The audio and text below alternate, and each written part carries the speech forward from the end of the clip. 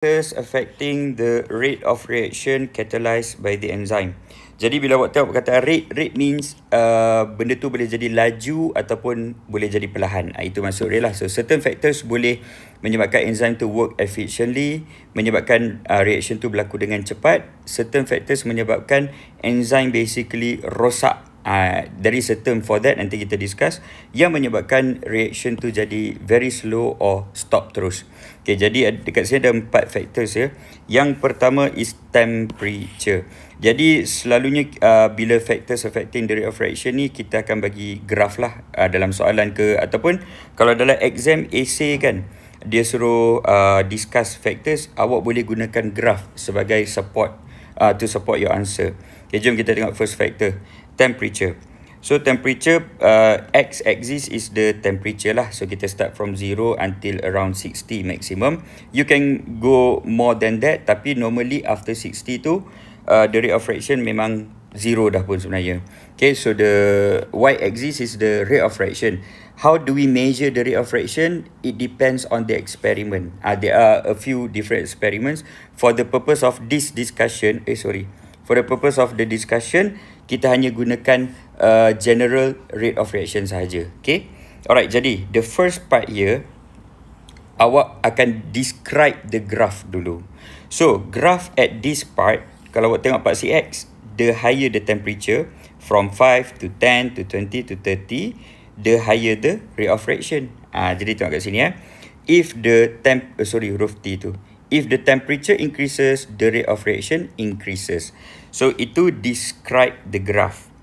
Explain the reason kenapa. As we all know, as the temperature increases, the kinetic energy of the molecule increases. Kinetic energy means the molecule will move faster.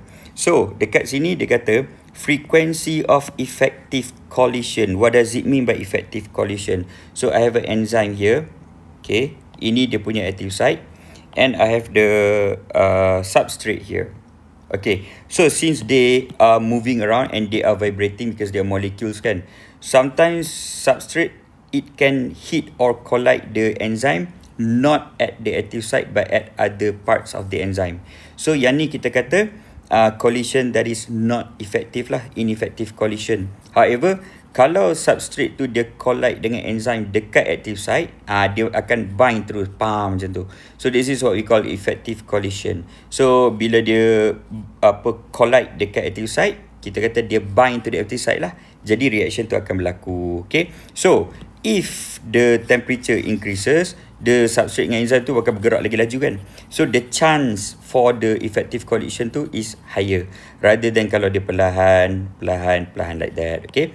Jadi in the exam, kalau dia suruh explain the effect of the temperature ke, boleh gunakan point ini sahaja. Okay.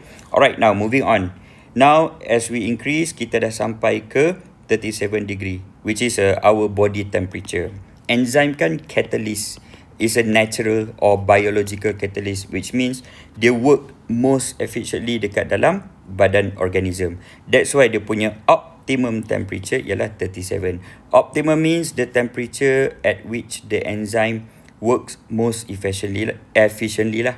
Okay, jadi ni at optimum temperature, the rate of reaction is the highest. Nampak? So the rate of reaction is the highest here because the kinetic energy is the highest and the frequency of effective collision also the highest. Basically, awak gunakan point yang sama sahaja. Cuma awak tukar highest. Tadi awak increase. Now, the temperature can increase more. However, kalau kita tengok the rate of reaction, dia akan start to decrease. Jadi jom kita tengok what happened at the third part here. Okay, above optimum temperature, as ini describe the graph, as the temperature increases, the rate of reaction decreases pula. Okay, kenapa?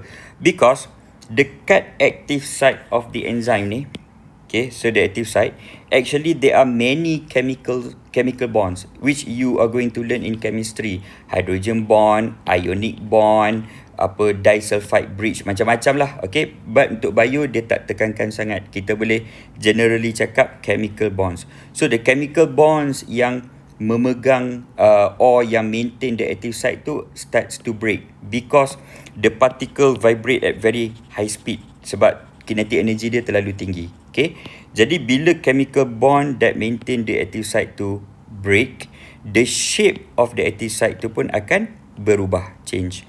So dia dah bukan asli, dia dah bukan macam nature, dia dah jadi something else. Contoh, dia berubah jadi like macam tu lah. Okay, so this situation kita kata denature.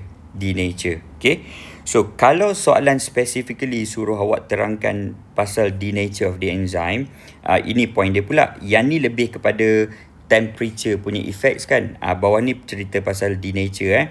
So denature, next video.